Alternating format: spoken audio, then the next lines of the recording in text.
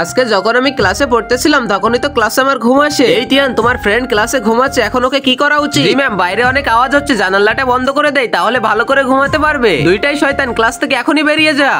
আরে ইয়ার, ক্লাসে তো আমি ঘুমাচ্ছি, কিন্তু ম্যাম তোমাকে কেন বাইরে বের করলো জানি না। আবার দেখি সবাই হাসতেছিল। আরে এখানে দাঁড়িয়ে থেকে কোনো লাভ নেই, চলো আমরা এক জায়গা থেকে ঘুরে আসি।